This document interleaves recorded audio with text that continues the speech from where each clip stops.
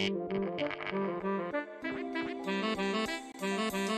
everyone, Scott Hansen here from NFL Red Zone. I hope you're checking out 1 hour of 5 Yard Rush, one of the best podcasts on NFL football in the UK.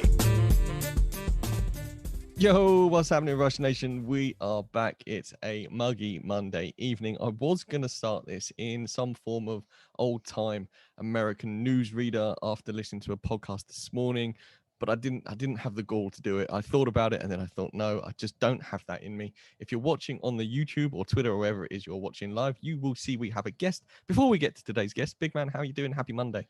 Thanks, mate. You did a really good job without me last week. The wife decided that we would go away for a few days to the coast, which was lovely. And I got a year older since the last show I did, which, I've now got to the stage where I have been out of secondary education longer than I was alive up until the point where I graduated. So that really sucks.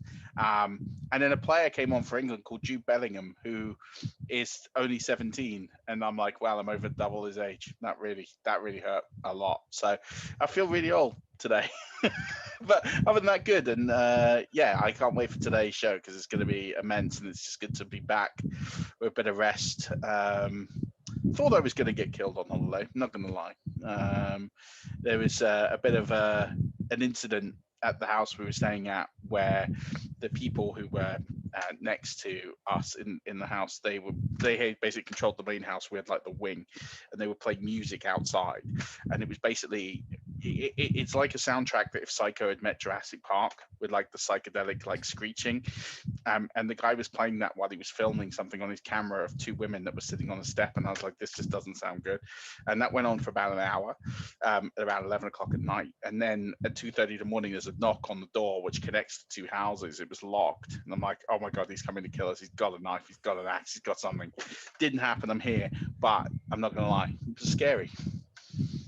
I would have run. I would have packed up what I could grab in 20 seconds, and I've been out the bedroom window, down the drain pipe, and hasta la vista. Ladies and gentlemen, and that is the longest time ever today's guest has never said a word for. Ladies and gentlemen, Amazon best-selling author, returning guest, author of the Fantasy Black Book, one of our top dudes, Joe Pisapia, everybody. Welcome back, bud. How you doing? Thanks for having me, everybody. This is the American News Guy desk. This just in, Murph is old, and he had somehow avoided being murdered on vacation. Back to you, Stocks. No, it's very exciting to be back with you guys as always. You guys are personal favorites of mine, and I'm glad that Murph is still alive. That's always a good thing. And again, it's nice to be back and talking football and feel so much more confident. Like last summer, I feel like we were talking about football, there was that, well, I hope so. I hope it all happens. But now it just seems like everything's going to be fine. We're going to go through with it, and everything's going to be okay. As long as you're not a Packer fan, you feel pretty good about where things are right now in life. Did you ever feel good about being a Packer fan? I think if you're a Packer fan, you're better off than most others. I mean, it could be a lot worse. You could be a Jet fan. It's been a rough go for them. A Browns fan. I'm going to stand up for this because things like the Jets and that, you get hope every year because do you get hope as a Jet fan? I don't know about that. Well, it is. You got a new quarterback. You get a new quarterback every couple of years, so that brings along some hope. That's true. You get some new weapons. You get a new coach every couple of years. So you do get these periods of hope. Bengals, I mean, look, they got 2 years ago they absolutely stunk the place out, and then they get Joe Burrow, and they got all this quartet of weapons now. It's amazing. Jacksonville Jaguars, again, they've stunk for a couple of years. They get Trevor Lawrence. They've now got all this. I mean, Urban Meyer's going to ruin it, but hey, for the short period of time that they got a little bit of hope, they've got it. The Packers fans, like it's I don't know what it is. It's basically, it's like being a Saints fan. It's the same thing. You kind of know you're going to be okay, but you're never going to win it all. So you're just just waiting. You're going to be playing football in January, but it's going to end poorly. Yes, that's accurate. And it's like Jeff Fisher is controlling both those teams. Well, if that's the case, they're all just 7-9. So at least the Packers are in the playoffs at that point. But I still think it's all a bunch of nonsense. I keep saying, of course it is. He's going to come back and play if he doesn't, I would be shocked. I mean, if you're Aaron Rodgers, you're really going to go and play for Denver. I mean, really, is that what you're going to do? Steady, Joe. Steady. I mean, come on. No offense, but he's not going to do that. And if he does, fine. I want to watch. I want to see it happen. You and me both. I mean, like, I think everybody's dream is to go and play for Vic Fangio when he finally. Right. Yeah. The most boring offense of the planet. That's where he wants to go play. No, it's not more boring than. It's not great. I'll give you that. But there's teams out there that it's not better than. Worse. In the pause. Everything can be said without saying a word. The only team you could argue have got a worse offense than Denver is Atlanta, with the news that Calvin Ridley has had an operation on his foot, which means that their wide receiver 1 right now is Russell Gage, and their wide receiver 2 is, I don't know, Kyle some Pitts. dude that they haven't signed yet. True. I mean, it's Hayden Hurst's season. Get him while you can, because he's going to be an absolute it's just steal. a cleanup. So hopefully the Ridley thing is not a, this is that time of year too, where every little bit of news gets hyperventilated about, and you gotta be really careful, because like, why would every coach come out and say, yes, this person's going to be a huge part of this offense, and yeah, we're going to use him all the time? Like, no, why would you tell everybody that? It just doesn't make any sense. Just a lot of things right now. You just gotta, there's nothing else to do except hyperventilate about every little tidbit, because everyone's just anticipating, well, we got like 13 weeks to go. Just pace yourselves, everybody. Just when somebody tears an ACL, then we start talking about that. Then that's significant. Up until you get to the real significant things, you just kind of just go steady as she goes. Absolutely. But anyway, good to have you back. Some significant news since you were last on. You last covered the Super Bowl, or previewed it with us. Yes, that's right. Where you incorrectly predicted that the Kansas City Chiefs would win. I did. And that's okay. Me and everybody else. And I should have known. You can't stop Tom Brady. Nobody should know better than me. And if you remember on that show, I said, this hurt. I can't do it. It hurts to do it. I can't. I don't know if they match up very well and all these things. Tom Brady, telling Tom Brady he can't. The next thing you know, he just does it. But obviously, since then, and about the week after that happened, you announced you joined the Fantasy Pros team. So for those who weren't aware, you've obviously joined the team there. You've taken over as sort of the lead host there. How? I mean, I love the show. We talk a lot. I shared my thoughts with you, but how's it gone for you? Like, obviously that big step of moving over there and having to tame Tags and Yates and sort of keeping a leash on them so they don't run wild. That's what they pay me for, to keep those guys in check. And Dan Harris every day too. He and I do a baseball show every morning, and we do the football shows every day. Now we got a football show, which has been great. I love it. And everyone's been terrific there. It's been a lot of support.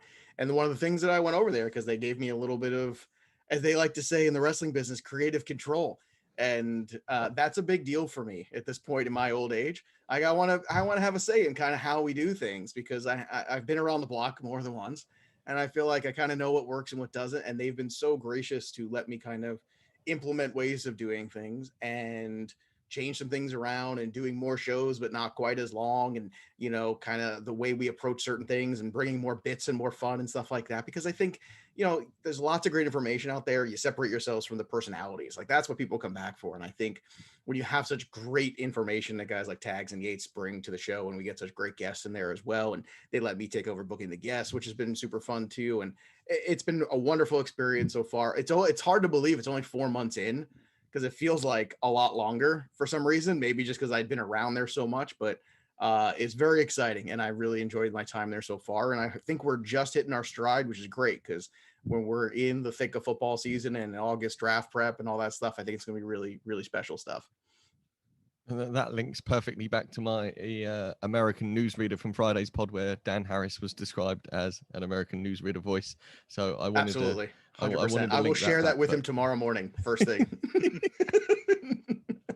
Yeah, we do like Dan too. Let's talk some Black Book, Joe. We've had you on every year talking about it. How's it going this year? And what's new for 2021? Anything exciting that you haven't had so far? Well, I'll tell you what, man. I mean, what's exciting is, it's always exciting to get the book out. Oh, look, there it is too. Murph's got it. Look at that. The sexy book there. He's holding in his hand. Every year I buy this. People say like, oh, you promote this, do you really buy it? I buy this every year. I've got every edition. That's why I love you, baby. But it's what I'm so proud of is this team of Avengers that I've assembled this year. I think that's what's so great. I think we've got a really good fresh mix of people. Some of the old, some of the new too. I brought in Andrew Erickson, who I've worked with a ton at Pro Football Focus, Michael Florio from NFL, who is a friend of mine for years, that we used to do shows together back at Fantasy Network. And it's so glorious to watch him, blowing up on NFL Network now. I turn on the TV and I see him. It's just brilliant. And Tags and Yates have come in too, and they've done a section with me. It's just terrific. And I think that having that group and having such a diverse group too of people too is great. Lauren Carpenter and Kate Magic are in there too. And we have all those people that are just so passionate and they're so excited to be a part of it. And I think that kind of jumps off the page when you're reading their work and they go, oh, look at this. This is, no matter what assignment I give to anybody, they're just like, yep, I got it. And they go and they bring it back. And it's a wonderful thing. And the success that people have had with it over the years is really stunning. And it's off to a really good start this year. And when it's like having a child every year. It's like, you birth the book, it's out there. And then after that, you're just kind of grateful that it's done and it's out there. And you're just like, okay, now I can only control so much, but I'm very, very grateful for the team that I have because they are a very special group. It's fantastic. I was reading it when I took it away with me here. And I was reading through it, and I just think it's as you say, it's a great read every year. It's just it offers so much, even whether you're starting out, whether you're quite new, whether it's something you've been doing for years. What I like about it is easily digestible. You can go to the different chapters that you're really interested in. And it just covers a bit of everything. You've got a bit of strategy mixed in with, do you want player advice? Do I go with player A or player B? And then of course we got RPV, which is just, it's incredible. It's an incredible tool. Explain that to maybe the new listeners who, I know we've had you on, you've talked about this again, but we pick up new listeners. We want people to obviously really enjoy it. But I love to do it because it's I think what gets whitewashed a little bit, and there's not enough of it, is discussion of strategy. There's a lot of great analysis. There's not a great discussion of league specific strategy. 10 team versus 12 team, PPR versus Superflex versus standard versus best ball, versus auction. How do you account for all these things? And what we try to do in the Black Book, we have standalone chapters for, this is how you approach and build core roster strength for this. This is how you go in PPR. This is how you should approach your Superflex. And every year it changes because every year the player pool changes and you have to kind of react off that. But what relative position value does is it gives you this knowledge of the board, and you look at it differently because rankings are great, tiers are better, but quantified rankings and tiers where you can actually see the percentage drop off at RB1 in the top 12 guys and understanding, where you can build roster strength and advantage, because fantasy is about me outproducing you from as many spots on my roster as I can. If I could do that successfully and repeat it every week, I'm going to be successful. I'm probably going to be a playoff team. Injuries happen, things happen, but at least you're putting yourself in a good start. And it's also useful when you're evaluating trades and you realize, well, does this player really move the needle? Most of the time, new people, veteran people playing, they make a mistake where they keep trying to fill roster spots instead of creating roster strength. And roster strength is how you win leagues. Making sure you fill this spot and that spot, that's a whole bunch of nonsense. And understanding, I can do that with 2 wide receivers early in the draft. I could do that with a big time quarterback. I could do that, if I decide at this juncture, these 2 running backs make sense here. They're above the fantasy league average. And understanding running back's not a position. RB1 is. Most teams are going to have one. RB2 is a position. How does that stack up? How do we approach it? How do you make a strategy for it? And that's what we try to do in the Black Book. And people must be having success, man, because we sell a whole lot of books every year. I mean, it must be working. Absolutely. And it's interesting because we had Michael Lombardi on last summer, and he was telling us about, in the draft room, in an NFL draft room, you got a horizontal board and a vertical board, right? And he says it's not something that gets covered on a lot of things. And then it was when I read the Black Book last year, it made me think about that in terms of what RPV is, because what most people do when they do tiers, they think about, I need to probably get a running back this round, because the drop up the run is coming. If I get one now, I'm not going to miss out on this. And I look at my tiers and I've got, maybe 3 guys left in the tier and it's 11 picks until I pick again. So I need to get a guy in this tier. But what RPV does is with the horizontal side of it is actually, well, you could miss down into your next tier and the RPV effect might be 3 or 4 points Whereas actually you might have a wide receiver there who's 12 points better off than the next guy and on that's the the list. whole point. It's that you try to make people understand that some players just don't move the needle. There's just not a lot of separation. Like at wide receiver 2, they're kind of clustered together. They're all kind of the same. So why reach for them when you could pick another? Maybe there's a tight end there and a Darren Waller or somebody like that moves the needle. And that's the whole point. And it doesn't bear you down too. I hate that. Like we have so many analytics now for all the sports, and baseball is the worst about it. That it bogs everybody down. This is simple. It's a percentage. There's positive, there's negative. Like that's it. You see the board, you see exactly what it looks like. And I update the RPV throughout the summer and stuff like that when people subscribe to it, which is helpful too, because there will be changes and injuries and things like that happen. But it is such an easy, simple way of going, oh, there's the value, and it allows you to kind of move around through the drafts and move around through trades and really evaluate all your rosters. And most importantly, you can adapt it to every format, league depth, style that you play in, because I think that's what's so important too, is there you need something that's going to travel with you, because everybody's playing different formats, right? Who's in a tight end premium league and who's got a draft for a Superflex and who's got a draft for a PPR next week. I mean, most people play multiple leagues now who are passionate about it. So you need something that's going to cover everything. Yeah, I completely agree. And I think it's important that people understand that concept of, not shoehorning yourself into a strategy. We talk about it all the time. And, we talk about, best player available, and actually, how do you quantify what best player available is? That's what RPV does best, because it will tell you who best player available is, because it's not necessarily about who gets you the most points. It's actually going to be the person who is going to get you the most points over the next available guy. Right. At that position. And that's what's so important. It's understanding. And then it tells you how important the positions are as a whole, because you'll see the bottom drop out at tight end 1 into like the minus 30s or something like that. You go, my God, like if you don't get one, then you might, why reach at all? Get a couple, maybe you play matchups. And that's a thing we talk about in the book too. It really is trying, like I said, to make everybody confident, because every draft is totally different about how much you mock and how much you want to do about it. At the end of the day, there's only 2 things you can be: prepared and flexible. If you can be prepared and flexible, you will crush every draft.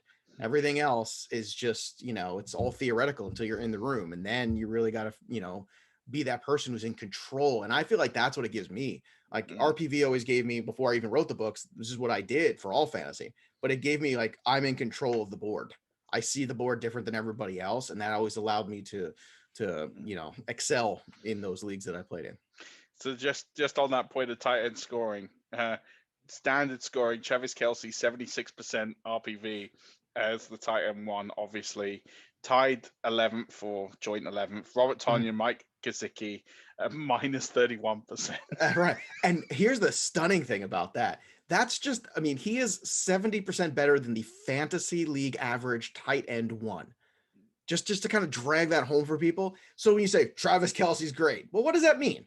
Travis Kelce should go in the first, 15 picks. Okay, what does that mean?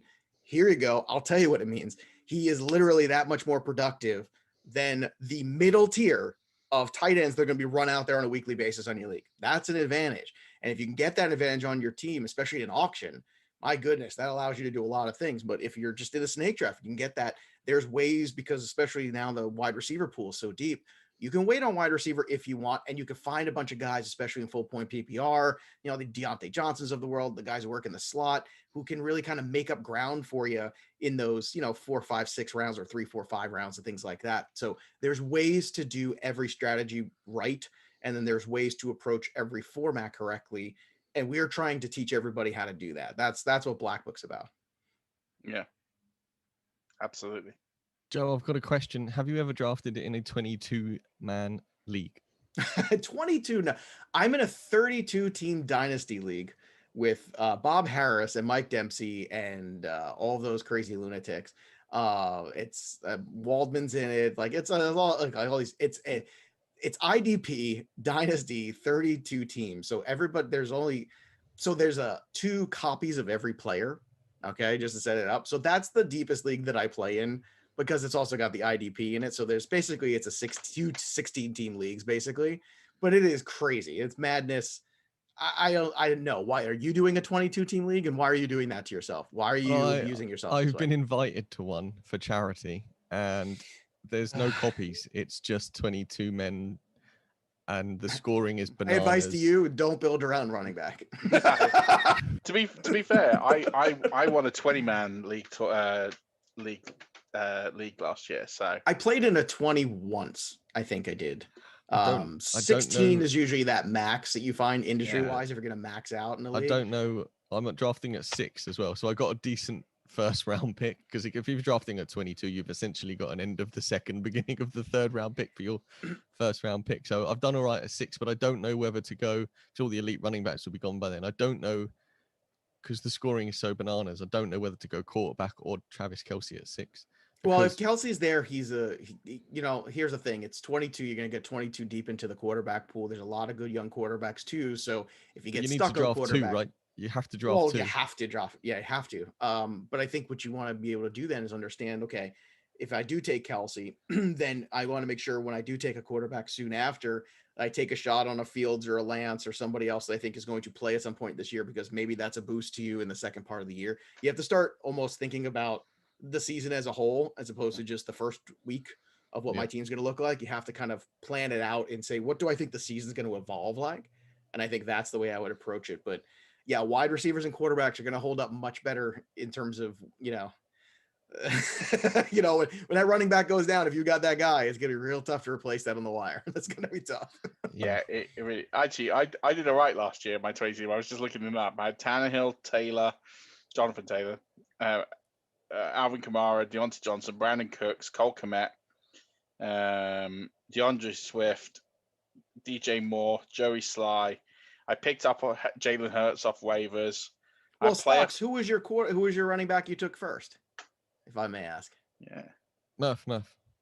Oh no, I haven't done the draft yet. The draft's next Monday. No. Oh, I thought you already made the first pick already. You did that. Okay. That's why I was wondering. Like, I'm at 1-6. If Zeke's there, you get 2 points for a rushing first down. Like Christian McCaffrey slate to score 1,400 points. So that's the other thing too, is the scoring systems people come up with are just. Yeah. But this is, again, here's a perfect example, right? If you take the RPV formula, which I give you in the book, it's very simple formula. You could drop it into a spreadsheet, take the projected points, and you can see very carefully, wow, okay, this is where the league is won and lost with this position and this scoring. And there you go. There's a perfect example of a tie-in of how of why it's so useful. Because then you go, oh, well, it's clearly a running back heavy league, because look at these ridiculous points. So you know what? I'm just going to load up there and I'll figure out quarterback later. Or maybe because of the receptions, the way they work, it's a totally different other gamble. That's what you need to do. And it's very easy. You take the formula, drop it in there, you put the points in, because it's not going to be perfect, but projected points are good enough to work with. And then you'll have at least a strategy you can work off for the first 6 rounds. Yeah. I'm concerned at 1-6 if I don't take a running back. You. I will let you know. I will let you know how it's going. Don't worry about that. Yeah, if I don't take a running back at 1-6 and everyone else goes double running back, there'll be nothing left by the time it gets back to at me. 6, you're looking at the Chubbs of the world too, guys like that. Like I would take Nick Chubb. That's the first guy that pops to me. If Zeke's there at 1-6, I'm pulling the trigger, because it's 2 points. It's 2 points for rushing first down. Locked in volume. Yeah, I just hope that the run doesn't start early and that he goes before gets one of them. I doubt it, because someone will reach and take Taylor. So if everyone goes running back, it'll be CMC, Cook, Henry, Taylor, Kamara. You'll have Zeke or Chubb, and that's a heck of a way to start. Yeah. I would take the younger guy personally, because that's just the way the NFL seems to be trending in that direction anyway. Yeah, I love Zeke and all, but don't forget to get yourself a rushing QB as well. Good point. Yeah, if it's 2 points per rushing touchdown, you get someone like Jalen Hurts or Kyler Murray or. Yeah, well, I'm not sure either of those guys are going to be there at the 390. Well, but here you go. You might be surprised, like he's saying, because of that little wrinkle in the scoring. If you use the RPV formula and you see like what those projected points are going to be, and then where the drop off is, maybe he's right. Maybe the Kyler Murrays and the Russian quarterbacks and Lamar Jackson, maybe they're infinitely better than McCaffrey, and people don't realize it, or separating from the rest of the herd at the position too, which is, again, when you're 22 deep, that's all the quarterbacks and then some. So that's going to be I hope you got a full pint for that one. Well, considering it's 22 teams and there's 3 continents involved, I think it could be more than 1 pint, because it could take quite a while. Joe, listen, we've got a copy of the playbook, black book, that we're going to give away. Murph has generously purchased it. Murph, tell me the details here. How are we going to get this away? So we're going to give away one. If we get over 25 people by Sunday night, I'm going to dip into the pocket and get another one. So make it 2, right?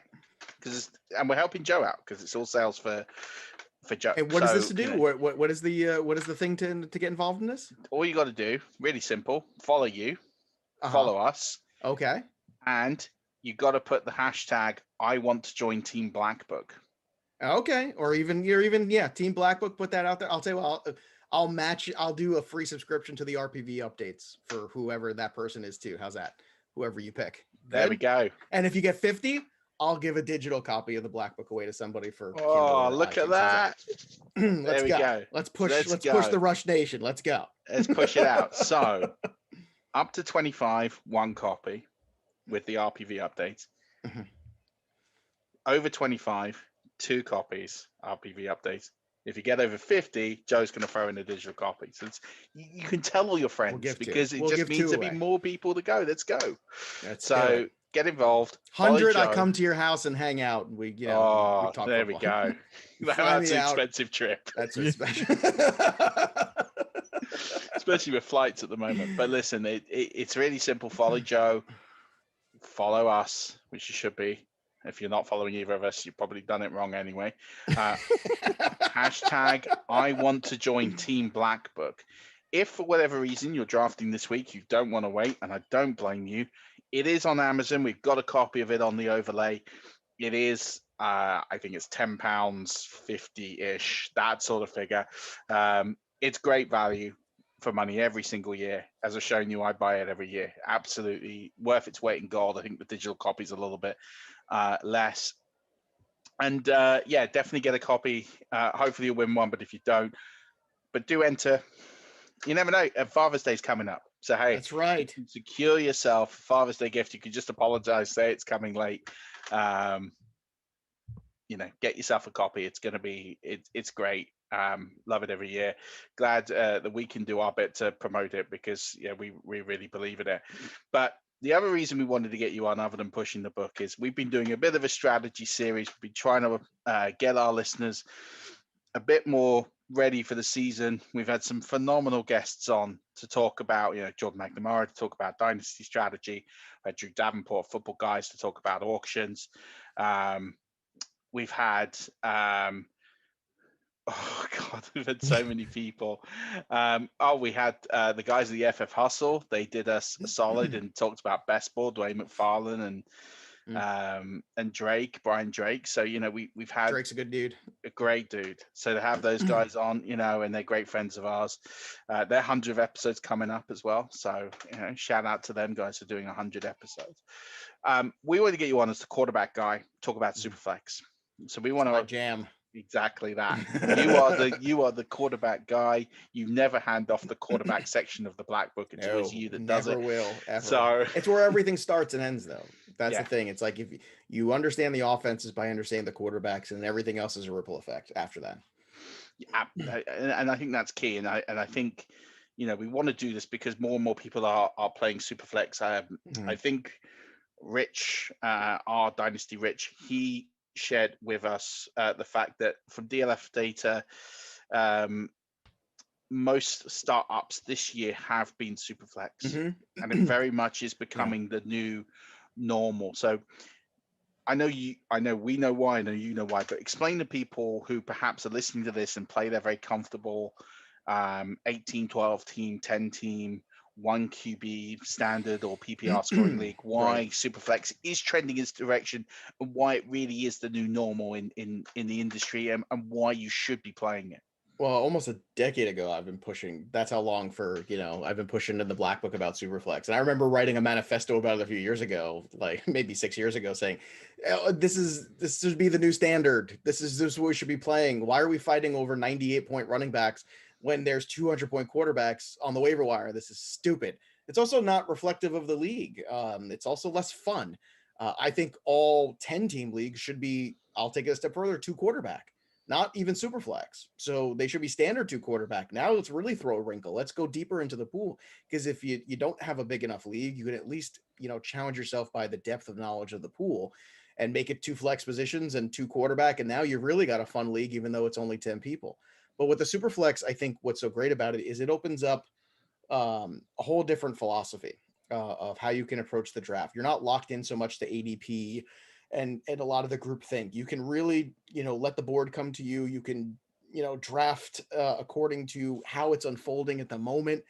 But also, I wrote about this last year in the quarterback section. I did another manifesto about how, the top quarterbacks have separated themselves. So what used to be, well, I'm in a single quarterback league, I can wait. It's kind of changed, and they're more protected than ever. So in terms of return on your investment as an asset on a weekly basis, they're safer. They score more points.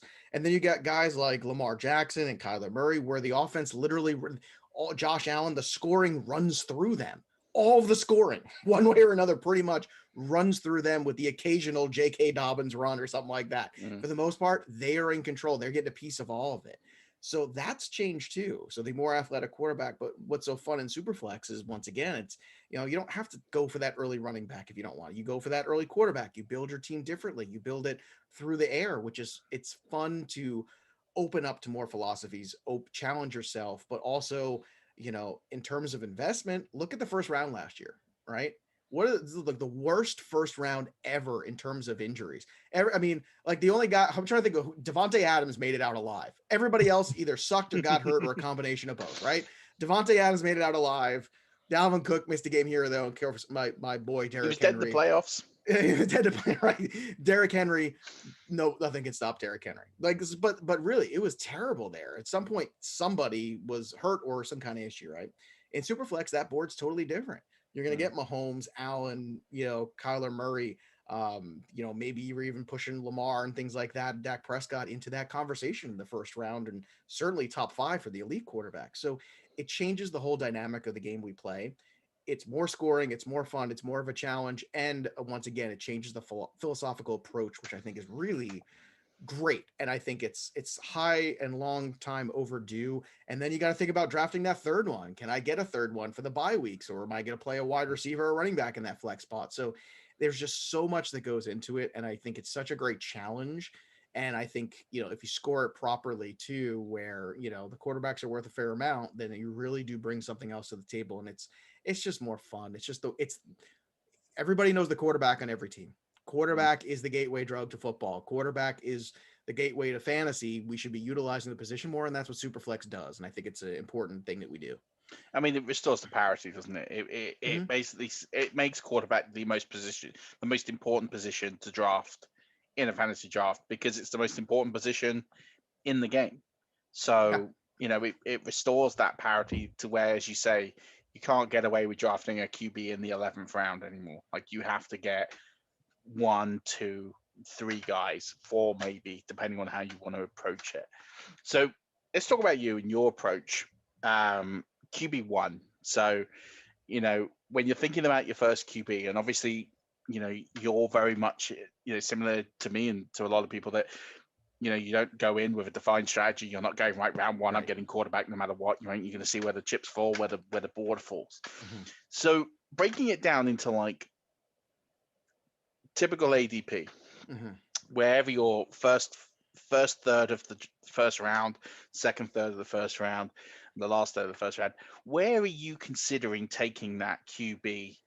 If we were looking at the ADP right now, where you've got, in those first 6 picks, very possibly those first 3. Let me drive home too for this, Mark. ADP is a suggestion. Yeah, it is the group think, and I think when we get locked into all of a sudden you're wrong if you think differently too, but that's what happens to people. They continue to say, well, this is how it is, and this is what I'm supposed to do, and that's why I love auction, because auction really, it's your budget versus my budget, and we'll see at the end of the day who's smarter. And that's why I'm all about that, whereas to a certain extent, any snake draft you do, you end up basically kind of not, almost a sort of beholden to the ADP to a certain extent, because there is sort of a collective idea of the value on the board. But For me, I would still take the first, like McCaffrey, Cook, and Henry. I still put as that group of running backs. And then this is, how I have it straight from the Black Book too, because then after that is Mahomes. And after that, you have up for debate. You could have Taylor, Kamara, Saquon, Chubb. You could go with those guys, or you could go with Josh Allen. It all depends on how you want to, kind of make that up. I have no problem taking a quarterback in the first round. I typically like to, if I can, especially if I'm drafting towards the bottom, I like to go skill position and quarterback. Not necessarily in that order. Once again, it depends on how it falls. But I'd like to kind of, I'm not somebody who would double up on elite quarterbacks necessarily, unless the scoring dictated that I should, and people aren't realizing that the scoring is, if I pair Dak Prescott and I don't know, Kyler Murray together, and it's going to win me that league without doing anything else, well, that's what I'm going to do. But I think that, top 5, I think it's Allen. I think it's Mahomes. You can make the conversation for them. After that, in the first round, you can make a conversation for Kyler Murray. You can make a conversation. Lamar's a tricky one there. It depends, once again, on the scoring. I don't have a problem with it. Dak Prescott's another one too, where I think Dak might finish as QB1 this year. Yeah. I think that's very feasible. And people forget just 2 years ago, he almost had 5,000 yards passing. And then now we got another game, and, he's healthy, and CeeDee Lamb's got another year under his belt. I mean, it's going to be crazy how good I think that offense could be. But I think that's the way I approach it. I think those are the quarterbacks in that conversation. And then after that, the nice thing too is that Superflex also tends to push another round or so for a lot of guys in ADP. So guys that would have been second rounds or lend a second round start to go to middle to end of third round. So you can make up ground, especially at wide receiver. That's where you can really make it up. The wide receiver pool is so deep. And if it is a full point PPR, now you're really opening up things for yourself at running back and at wide receiver, because there's different ways to get your points. They don't all have to be the bell cow running backs. You can find some guys like, I think the Travis Etiennes of the world are going to catch a whole lot of balls this year and be very good in that. And I think there's ways to figure that out. So that's kind of my approach, just typically speaking. There's guys in the first round conversation, guys at the end of the first round, beginning of the second conversation. And then there's nothing wrong with going, 3 position players and then the skill set players, and then doubling up in quarterback 4 or 5 with Tannehill if he's still there, or maybe you go with 2 boring old farts. You go with the Tom Brady and Matthew Stafford. You know what? If you got Christian McCaffrey and Najee Harris and something else, and then you go with 2 other, and Allen Robinson, and then all of a sudden you end up with those 2 guys, the old boring, stand pocket quarterbacks. I think you could do a lot worse than Brady and Matt Ryan or Stafford or something like that as your duo. The trick is to try to keep everything above that fantasy league average as much as possible whenever you're drafting. So does taking your second one, you mentioned like the later guys for your second, does taking your second one, the time you take them, determine when after you've taken your first one? So let's say you've taken a Mahomes in the middle of the first, say, do you then grab your second one later, or? It's a good question, actually, Stocks. For me, I don't like to leave a super flex without 2 quarterbacks in the first 5 rounds. That's typically speaking. Now, when I get them, that's up for debate, depending on draft spot, depending on how the draft unfolds. But I think you're putting yourself at a potential deficit if you leave that 5th round without 2, because then you're starting to get into that other tier that you really, you're in that Derek Carr pool, or I don't know if you want to be in that car pool. I don't know if that's the car pool you want to be in, if that's the lane you want to be driving. He's fine. I mean, he's your, again, kind of average guy, surprisingly better than people realized last year at times. But I think that once again, we talk about the separation of the elite. They're a whole other tier unto themselves. So what used to be a big glob of, pocket passers who were all very good, it's not the same anymore. There's guys who are like a player and a half. Lamar Jackson 2 years ago was 2 players. And the same thing you could say for Kyler Murray at a certain, he was on pace for 4,000 yards and 1,000 yards rushing. That's never been done in the NFL. And there's a really good chance he does it this year. I mean, really good. So that's some stunning stuff right there. So yeah, having the mobile quarterbacks, having those kind of guys available to you, and making sure that you don't wait too long at quarterback. Again, it's okay to wait, but then double up, or, make sure you have a plan, because, you don't know when the kids are going to play. You don't know when Trey Lance is going to show up or Fields are going to show up. You don't know what Wilson or, I think Lawrence is going to be fine right out of the gate, but you got more questions there with some of those guys. 100%.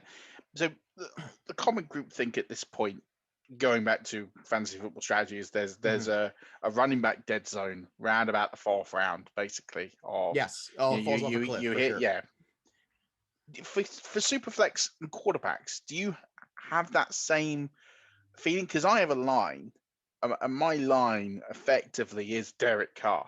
Derek Carr is the last guy I want to have as my QB2. And like, really, I don't really want to get there.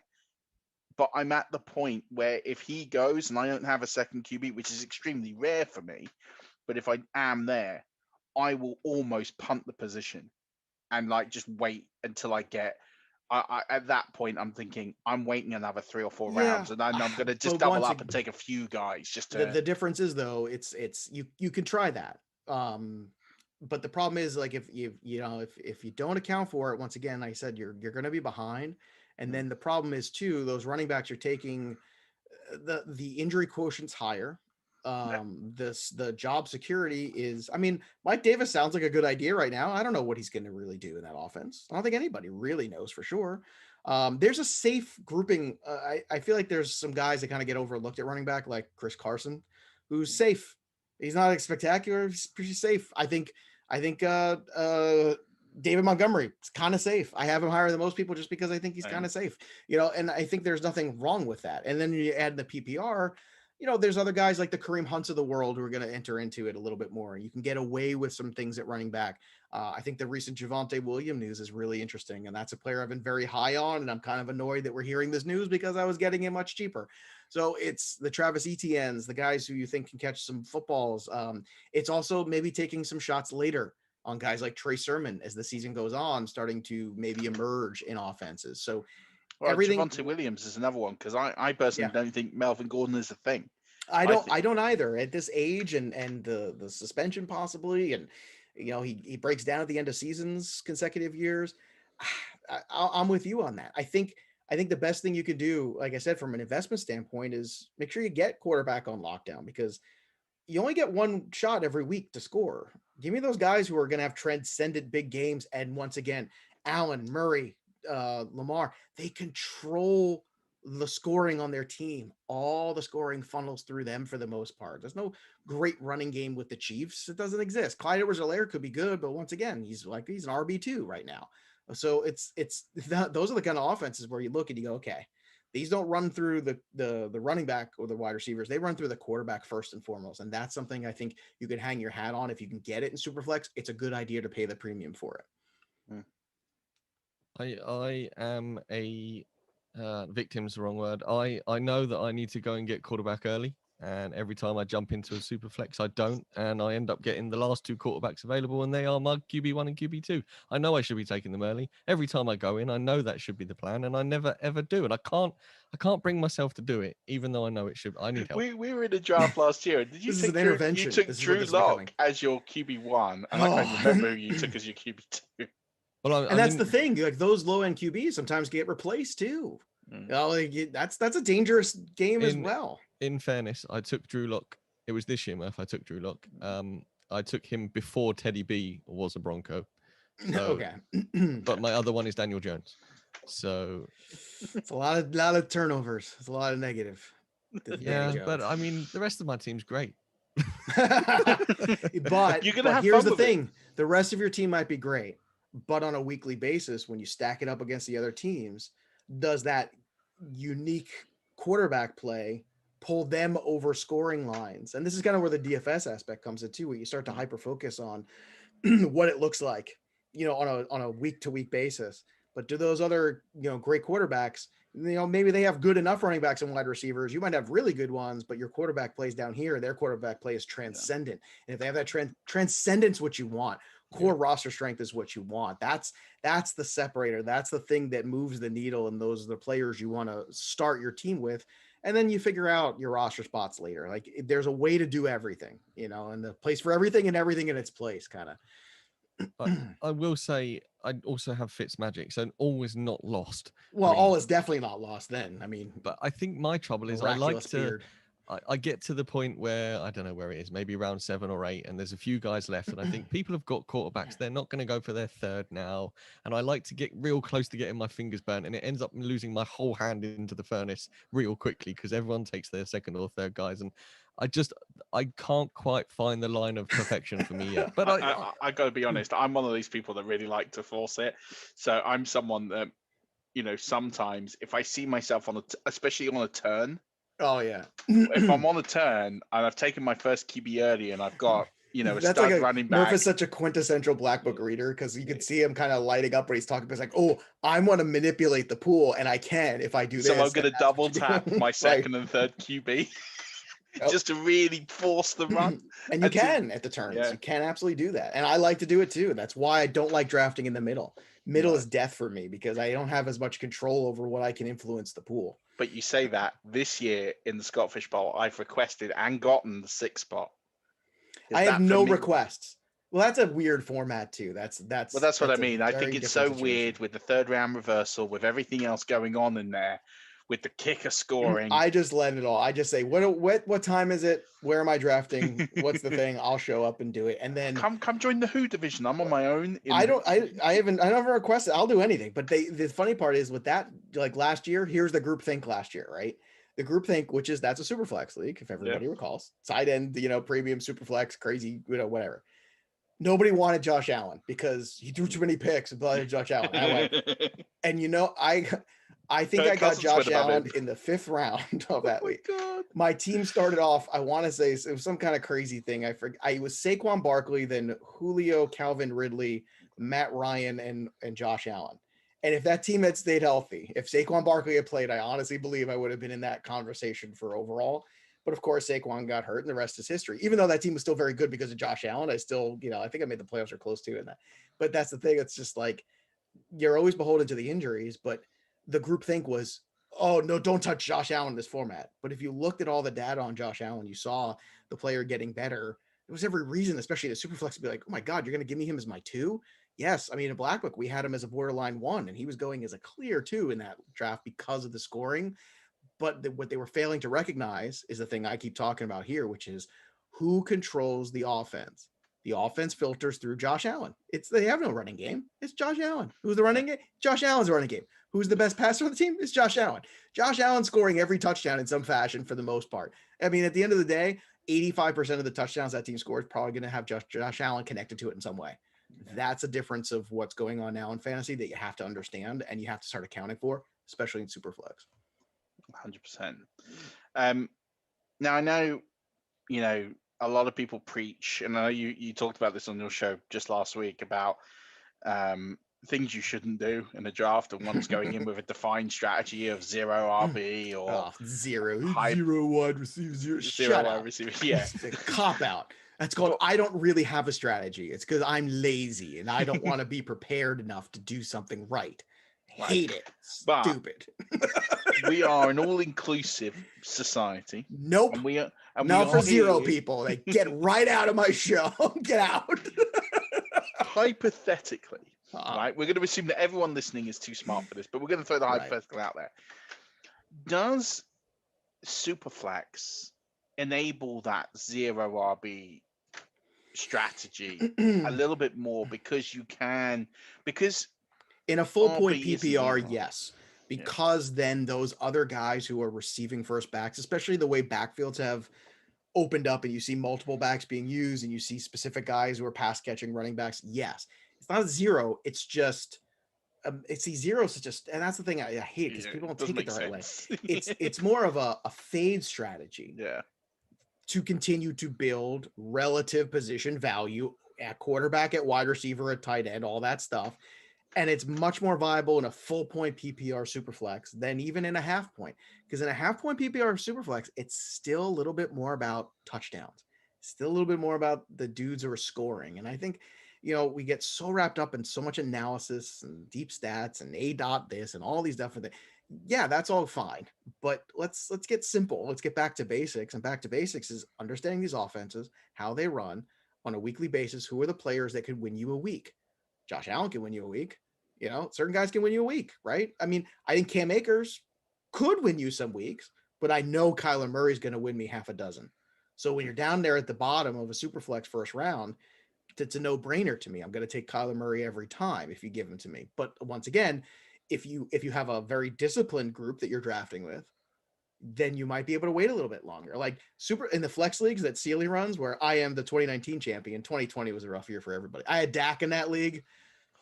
Again, if he had stayed healthy, I'm pretty sure that again, once if but again, didn't go my way to repeat as champion. But the strategy was pretty much the same one I employed, and I got Dak, I think, in the second round. I think there's so much opportunity there if you know it's a disciplined league to take that skill position player first and then pivot to quarterback right away. You have to know the people you're playing with, and if you don't, it does make it a little bit more challenging. Yeah.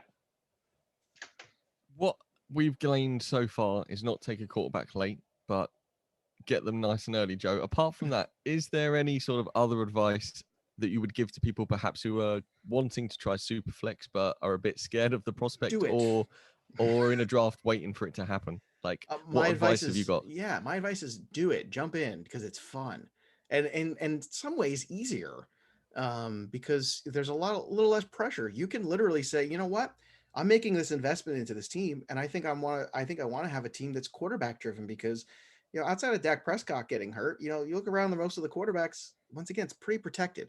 I know Joe Burrow got hurt last year too, but this is why you pay attention to offensive lines and the ones that are better. And that's why you look this year in the Superflex and you see what Phillip Rivers did when he went from the worst offensive line of football to the Colts. And now what Carson Wentz is going to do this year, going from the worst to the best in the Colts, right?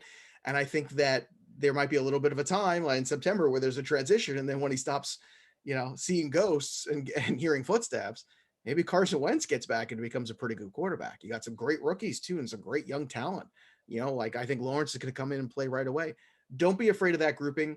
Jalen Hurts is a very is a touchy point here, because I think he absolutely has a lot of the upside people are talking about.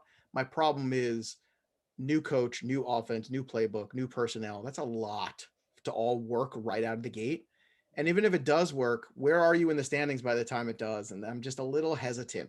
Some people want to put him at QB like 6 or 7 stuff. I have him as like the top tier-ish of, like, I'd rather have Tannehill. I know that might sound crazy to some people, but I just rather would.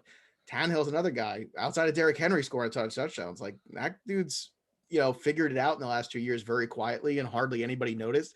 Now more people will, because Julio's there is going to put more attention. But it's putting stock in things that could be great instead of what things are very good.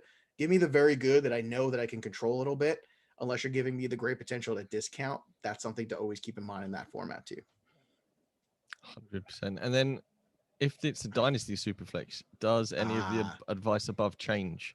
Yes. Dynasty Superflex, you really have to make sure you get that franchise quarterback. And I would not necessarily have to be a rookie, but it's something you've really got to, I would be aggressive on Trey Lance. I'm a Trey Lance guy. But you want to always build dynasty leagues in I would say a 3-year window. Like, you want to be good for a 3-year window. Don't worry about, this team's going to be so good 6 years from now. Who cares? People could be out of that league might not be running.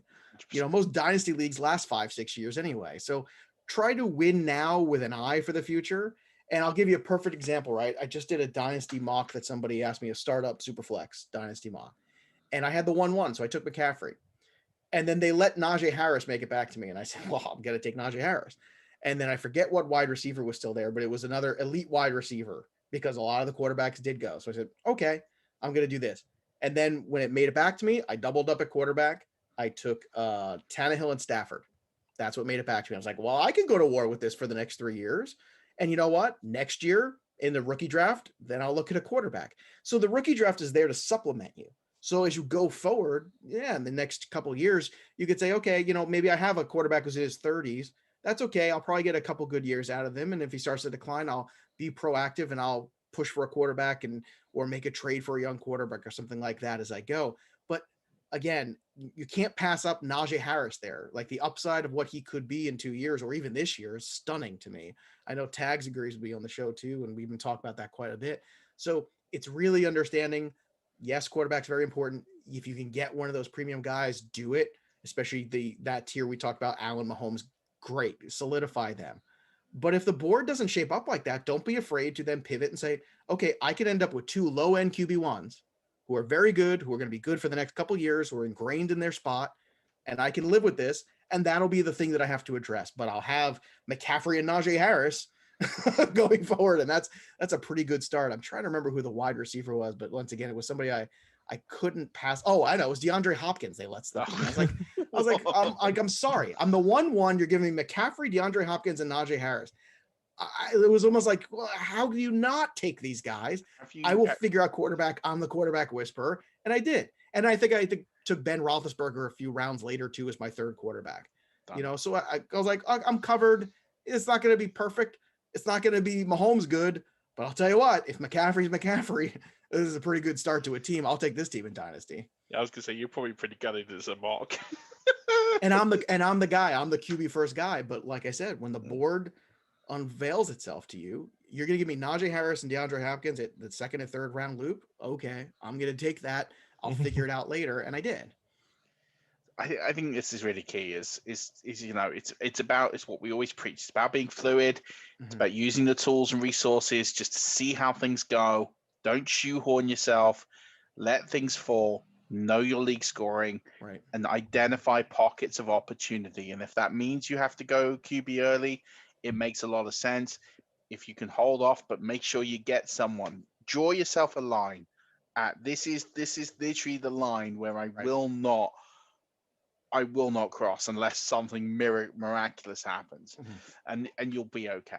And I think it's important to just pivot. Don't go in like I always like to get two guys. I like to start with two QBs in the first 3 rounds. Typically, if things go to ADP and go to how I want, I am too. But if you get him in the first 5, that's okay too. Exactly. And that's why RPV is good, because it makes you feel confident. You're like, where the board is, and you have to see how it falls, because you can sit here and say, I'll take 2 QBs in the first 3 rounds, and then actually everyone's fading QB2. And those are analysts who love the sound of their own voice instead of trying to help people win leagues. And they drive me crazy. my job is to win other people money, not my pride about being right and wrong about my takes and nonsense like that. Let's win. Exactly. All right. I'm like the Al Davis of fantasy football. I love it. And speaking of winning, you bought a lot of games to Fantasy Pros, Fantasy Feud, or what we call it in this country, by the way, Family Fortunes. Okay. Because it's about making money. It's not about fighting. But you guys do you. We do. We're a much more violent society. It's very very disturbing here. We got real problems. we thought, I've listened to that and I've been thinking, I know Joe likes games. We like games. You like games. So we thought, I thought, because I'm mad, to bring a classic back. Now, I looked it up in America. It was apparently called Card Sharks in the 80s. Oh, I loved Card Sharks when I was a kid. Brilliant. I'm so glad you said Higher, that. Bob. Well, Lower, there we go. Bob. Over here, it was called Play Your Cards, right? Okay. That's what it was called. And as you said, it's higher or lower. Okay. But we're not going to do it with playing cards, because that's dumb.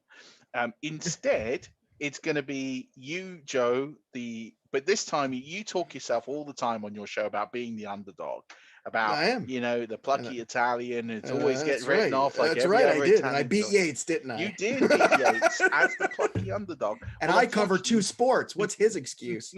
Loser. He was too busy getting verified on Twitter, Joe. Yeah, that's right. I'm a real boy. I don't need anyone else to tell me.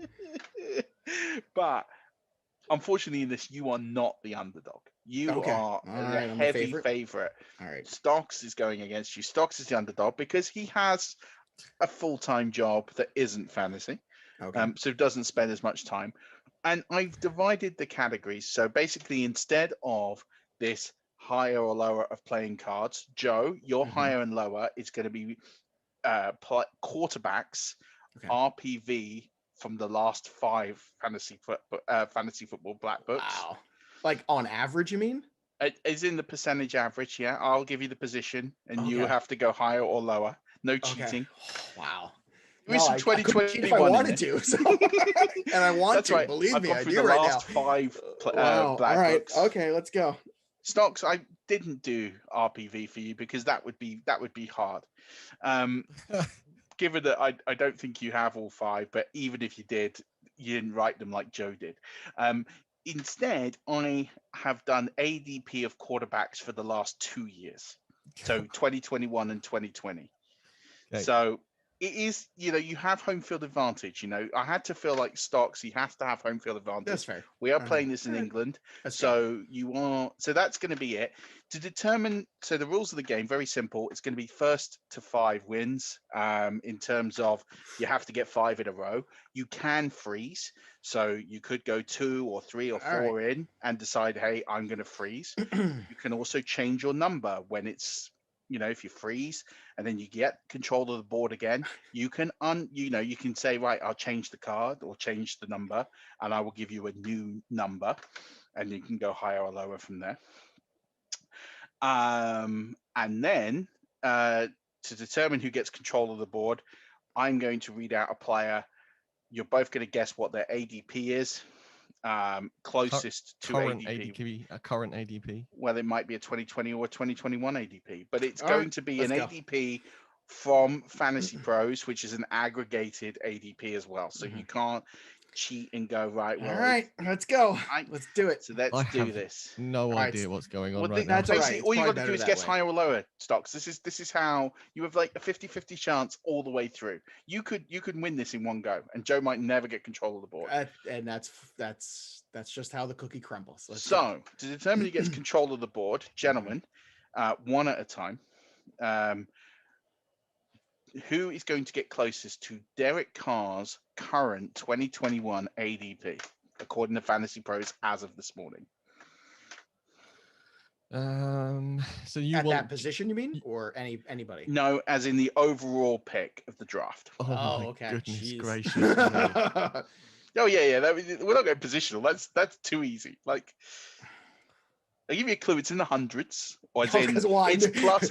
Thanks for the clue. I didn't realize if Derek Carr was in the hundreds. It's plus 100. It's somewhere between 100 and 300. Okay, cool. 299. No, oh my goodness gracious. Okay, this is terrible audio for a podcast. I'm gonna take a stab. Yeah. At 163. 163. Joe? Wait, you want to, just so I'm sure, you want me to tell you what Carr's number is? Yeah, what is Carr's ADP? Closest to it gets control of the board. I'm going to say 182. Let's say that. So Joe is closer. 203. 203. Joe Okay. Carr's ADP. So Joe, you get control of the board.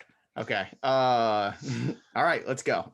So what do I got to do? So I'm going to give you Kyler Murray's 2021 RPV for a QB1, which is 6%. Mm-hmm.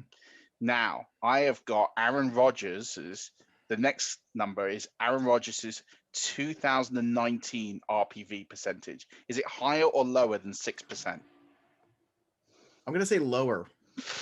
Oh, wow. It was higher, 7%. Oh, jerk. Just marginally higher, but higher. Just marginally. This could go on a while. That's right. That's all right. That's all right. We'll do our best. That's okay. Off to Stocks. That's why I said I did say it was. I did say it was that. So Stocks, you get control of the board. So Stocks, your first number is Justin Herbert's 2021 ADP is 46. The next number is Kyler Murray's 2020 ADP. Is it higher or lower than 46? Oh God! It's surely higher. Correct. 59. Yeah. So let's go to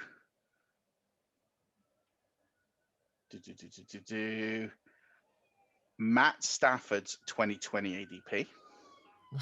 Higher or lower than 59? Higher. Higher. It is higher than that. So Matt Stafford's 2021 ADP, higher or lower than 99?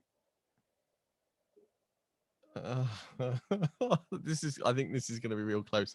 I think it's lower. Oh, it's all right. You're 2 better than me so far. So all right. It's higher.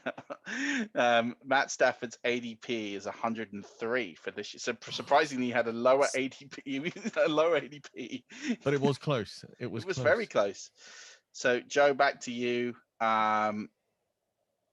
So you're still on Kyler Murray, 2021 RPV, Okay. 6%. Mm-hmm. So Deshaun Watson's 2019 RPV. Higher or lower than 6%? I got to think of where he was. Like, is that when he was already back from the injury? Oh, God. It's hard. They all start to blur together. I'm going to say higher. Oh, Shoot. much lower, 1%. Oh, you know why? Because that was coming back from the injury, right? Is that why? Yeah. That's probably yeah. I knew. I was like that was like right after, right? Because I can't remember exactly where it was.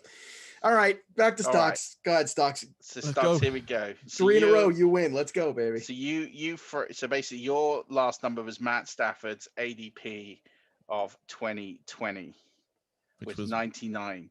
right. Do you want to change that number? Nope. Okay.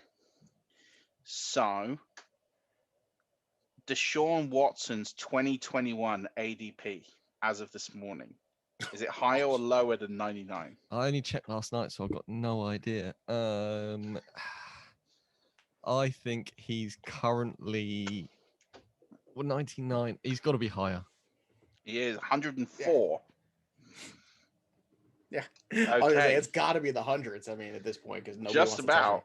So All right, you 2 need more and you win. two more. Upstart. Look at him go. So Wrap it over here.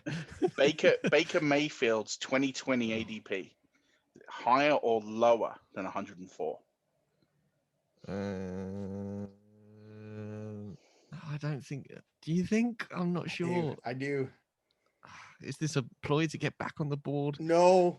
I'm gonna No. trust Joey P. here, Ploy and for I'm me gonna to say- go in my pool. I'm gonna say higher. It is higher, 122. So Stocks, you need this for the win. Okay. Jared Goff's 2020 ADP, is it higher or lower than 122? I'm gonna say he was drafted after Jared Goff. You mean Last after year. Baker Mayfield? Yeah. After Baker Mayfield last year. He was 125th. There we Look go. at you. I Look at didn't want you. to say the wrong thing, but so I went with what was completely true. There was after. I just wanted to go after. Very good. Well done, my You were friend, well very done. well versed on your ADPs.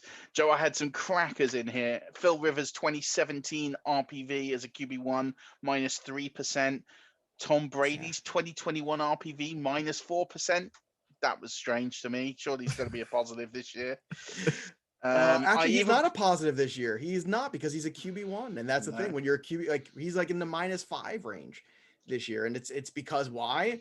Because Mahomes and Prescott and Allen and all those guys just drag that high number so high. It's just an average. That's all RPV is. It gives you the average and then plus or minus in percentages. But it's not that Tom Brady can't be a good QB1. It's just he ain't as good on a weekly basis as the other guys in terms of scoring. My personal favorite, Joe, is to reference the 2018 edition of the Fantasy Football Black Book, where you had Mahomes as a 2018 QB2 as 0%.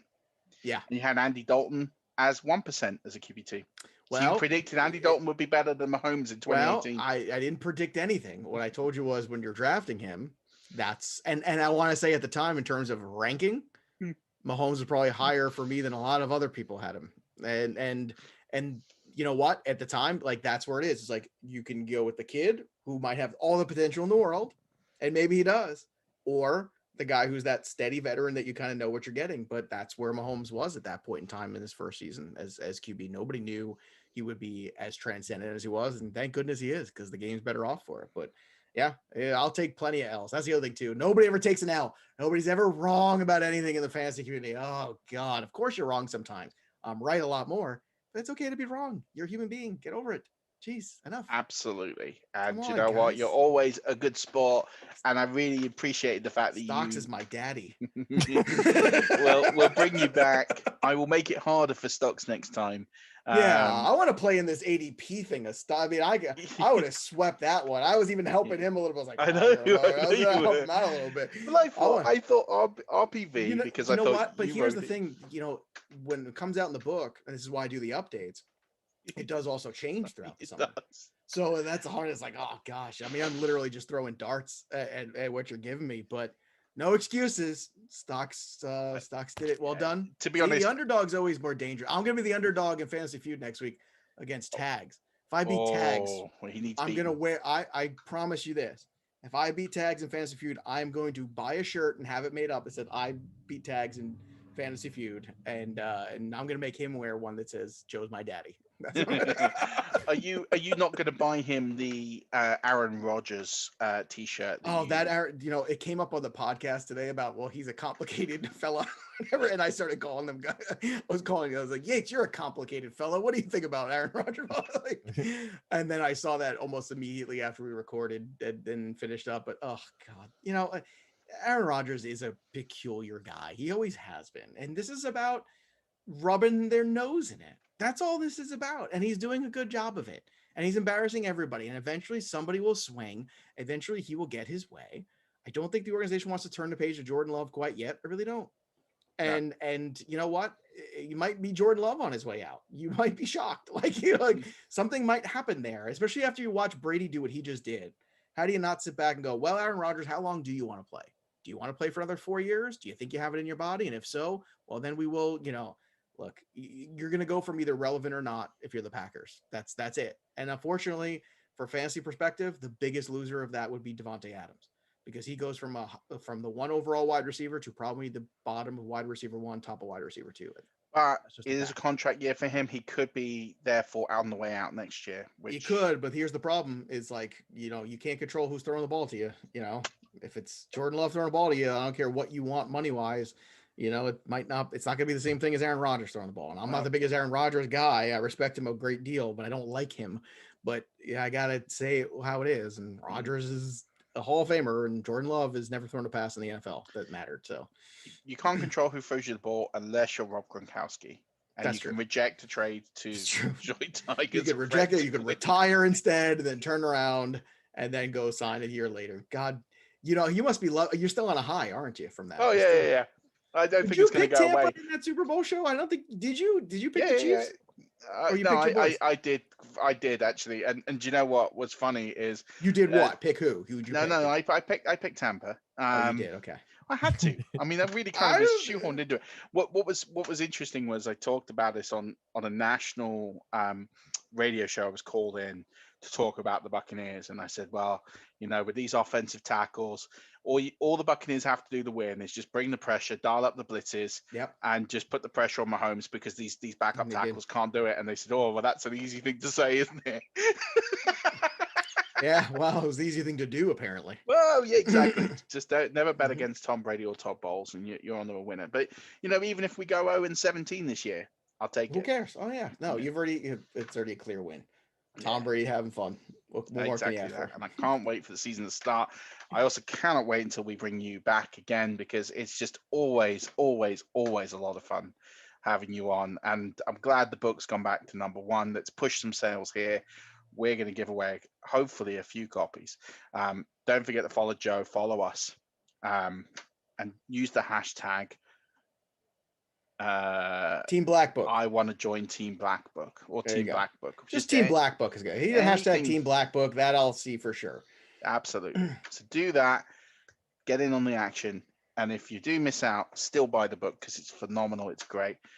Joe, tell everyone where they can interact and talk to you. And first of all, thanks again for having me. It's always one of my favorite shows to do. Hopefully, I've convinced Stocks now to change his ways in Superflex leagues. We'll see if that comes to fruition. Doesn't look like it from his face. He seems like he's like, nope, I'm just gonna keep plugging away. But you can follow me on Twitter at Joe Pisapia 17. You can check me out. Obviously, Fantasy Pros hosting all the videos and the podcasts there, and of course the Fantasy Black Book on Amazon in the UK and in the States as well. All over worldwide. That's what we do. It'll be up on Apple in a few weeks too. That process has begun, but it always takes longer. But thanks again for having me on, everybody. It's always fun to talk football and hang out with you guys. It was cool because we talked a lot of strategy today, which just does not get discussed enough, which is fun to do. Yeah, I couldn't agree more. I think it's so important and the strategy changes. People think like, I've got the strategy down, and then every year it changes because the pool's different.